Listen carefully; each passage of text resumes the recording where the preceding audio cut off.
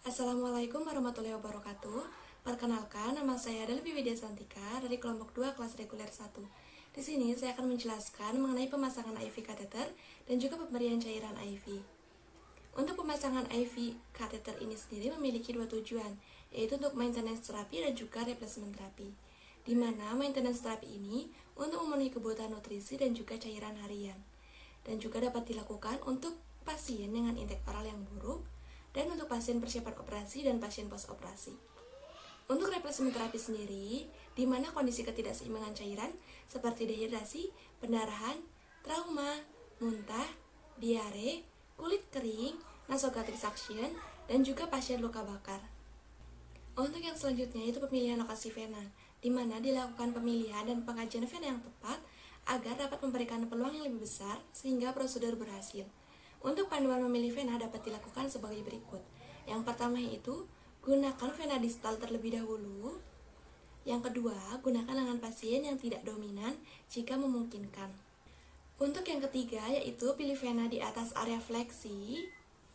Yang keempat, pilih vena yang cukup besar untuk memungkinkan aliran darah yang adekuat ke dalam kateter. Dan yang kelima, palpasi vena untuk menentukan kondisinya. Selalu pilih vena yang lunak, penuh, dan tidak tersumbat. Yang keenam yaitu pastikan lokasi yang dipilih tidak mengganggu aktivitas. Dan yang terakhir yaitu pilih lokasi yang tidak akan mempengaruhi pembedahan atau prosedur yang direncanakan. Pada lokasi yang digunakan untuk insersi vena, sebaiknya dilakukan pada vena dorsalis metakarpal. Akan tetapi dapat juga dilakukan pada vena dorsalis digital dan juga dorsal venous network. Dapat juga dilakukan pada vena spalisa bagian sini dan juga sini. Dapat juga pada vena aksesoris spalisa bagian sini. Selanjutnya dapat dilakukan pada vena mediana subiti sebelah sini. Dan juga dapat dilakukan pada vena basilisa sebelah sini. Dan yang terakhir dapat dilakukan pada vena mediana antebrachialis sebelah sini. Sebelum melakukan injeksi, pada area insersi vena dilakukan dengan prinsip steril. Untuk prinsip bersih dilakukan pada setiap prosedur yang dilakukan. Untuk yang selanjutnya itu mempersiapkan alat dan bahan. Yang pertama itu alas perlak, lalu tourniquet, lalu standar infus, cairan IV yang tepat, vena kateter, infus set, swab antiseptik atau alkohol swab, sarung tangan bersih dan steril, plester non-alergik, kasa steril, balutan transparan, bengkok, gunting, dan bak instrumen.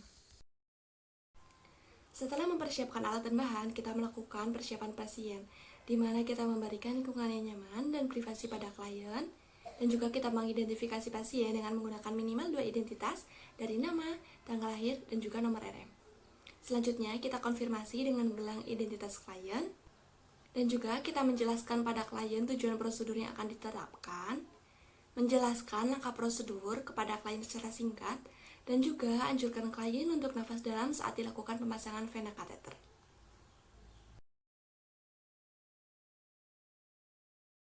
Assalamualaikum, selamat pagi Bapak. Sebelumnya, perkenalkan, saya perawat Delvi yang bertugas pada ruangan mawar ini dari pukul 7 hingga pukul 2 siang nanti. Sebelumnya, apakah Bapak dapat memperkenalkan diri, nama dan tanggal lahir Bapak? Ilham 27 Mei 2007. Baik, Bapak sudah sesuai. Sebelumnya, bagaimana kondisi Bapak hari ini? Lemas. Baik, jika seperti itu, sesuai dengan agenda kita pada hari ini, saya akan melakukan pemasangan infus pada tangan Bapak dan saya akan masukkan jarum suntik pada tangan Bapak. Nanti Bapak dapat mengikuti arahan dari saya. Jika Bapak merasa sakit, Bapak dapat memberitahu saya ataupun dapat melakukan teknik nafas dalam.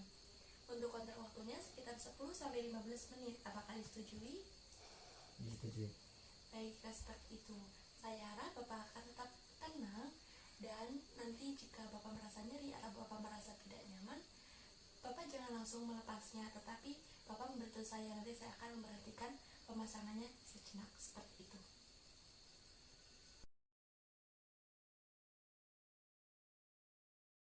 Yang pertama itu hand hygiene menggunakan prinsip 6 langkah sebelum mempersiapkan alat.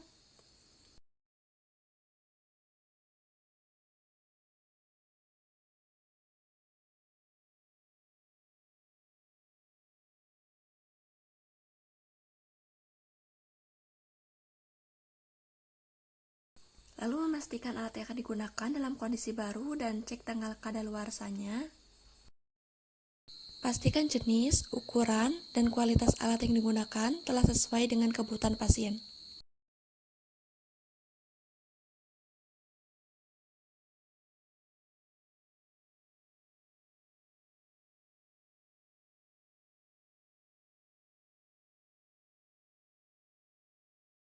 Melakukan hand hygiene sebelum ke pasien menggunakan 6 prinsip.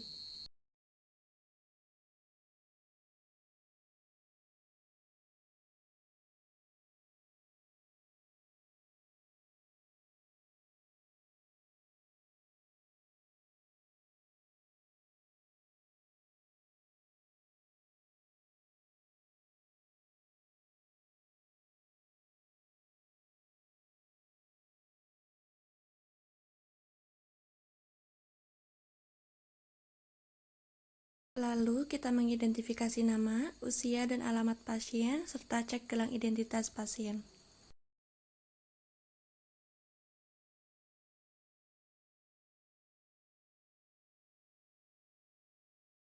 Lalu menjelaskan tujuan dan prosedur tindakan yang akan dilakukan kepada pasien.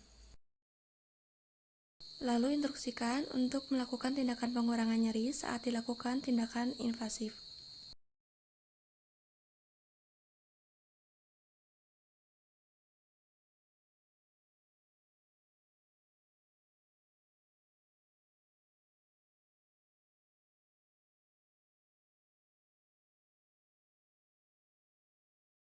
Melakukan hand hygiene sebelum tindakan menggunakan prinsip 6 langkah.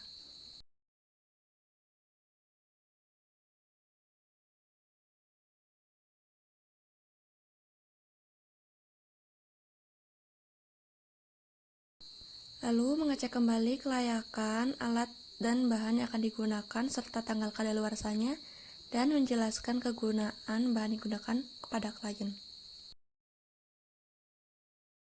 Lalu membuka set infus dengan memperhatikan sterilitas. Tempatkan klem roll kurang lebih 2-5 cm di bawah ruang drip. Putar klem roll pada posisi off. Buka penutup botol infus dan ujung set infus. Tusukkan ujung set infus pada botol infus dengan memperhatikan sterilitas. Gantung botol infus pada tiang infus. Isi tabung pengontrol setengah bagian dengan cairan infus.